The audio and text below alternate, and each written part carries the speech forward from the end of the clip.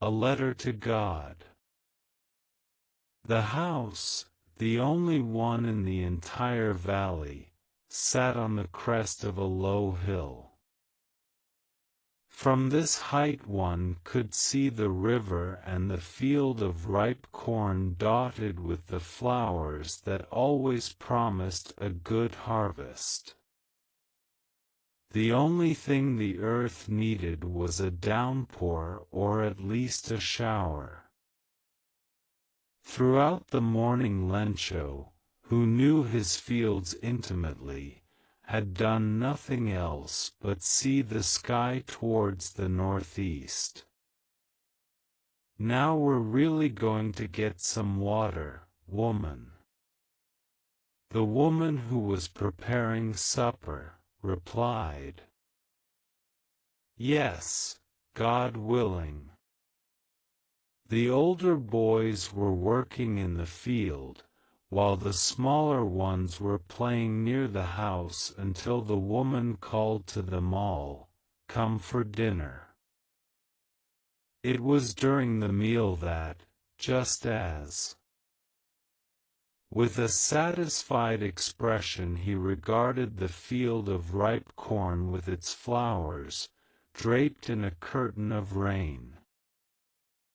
But suddenly a strong wind began to blow, and along with the rain very large hailstones began to fall.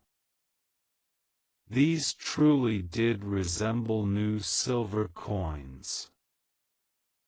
The boys, exposing themselves to the rain, ran out to collect the frozen pearls. "It's really getting bad now," exclaimed the man. "I hope it passes quickly." It did not pass quickly. For an hour the hail rained on the house, the garden, the hillside, the cornfield, on the whole valley. The field was white, as if covered with salt. Not a leaf remained on the trees.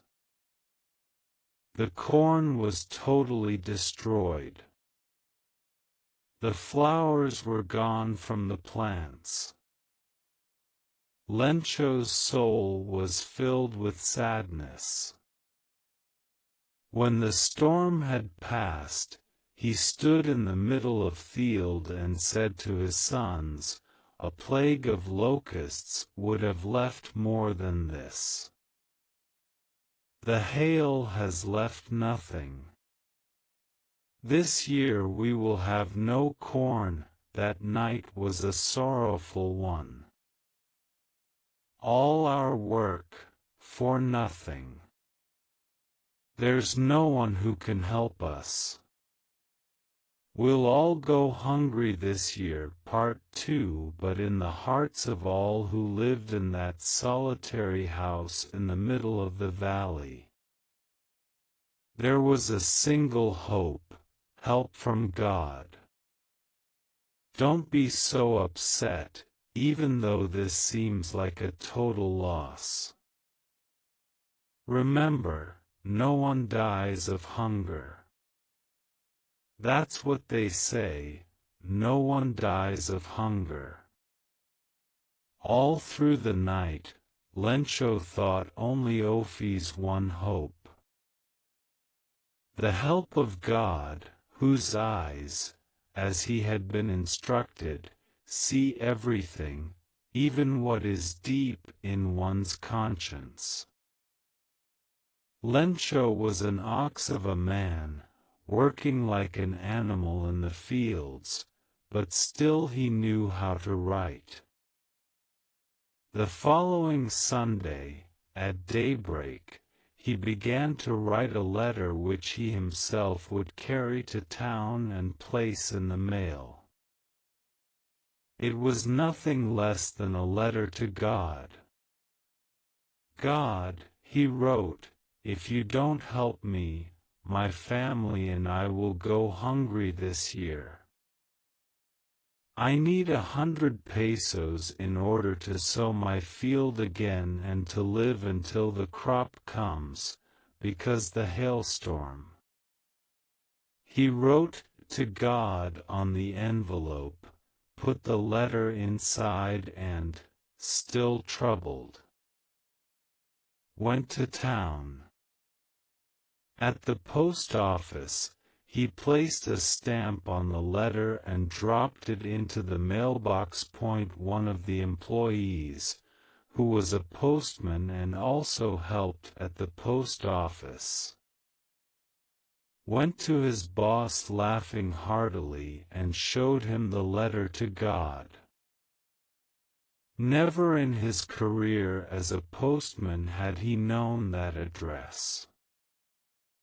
The postmaster, a fat, amiable fellow, also broke out laughing, but almost immediately he turned serious and, tapping the letter on his desk, commented, "What faith! I wish I had the faith of the man who wrote this letter." Starting up a correspondence with God. So, in order not to shake the writer's faith in God, the postmaster came up with an idea: answer the letter. But when he opened it, it was evident that to answer it he needed something more than goodwill, ink and paper. But he stuck to his resolution. He asked for money from his employees. He himself gave part of his salary. And several friends of his were obliged to give something for an act of charity. It was impossible for him to gather together the 100, so he was able to send the farmer only a little more than half.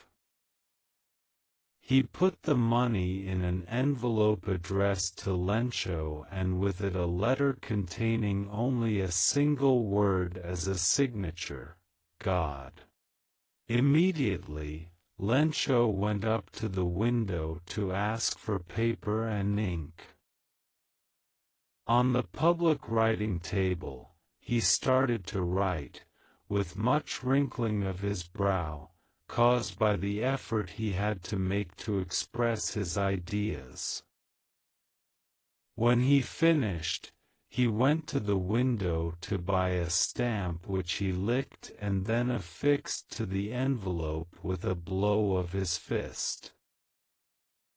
The moment the letter fell into the mailbox, the postmaster went to open it.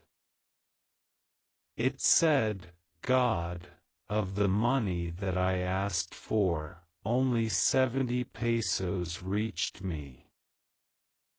Send me the rest, since I need it very much. But don't send it to me through the mail because the post office employees are a bunch of crooks."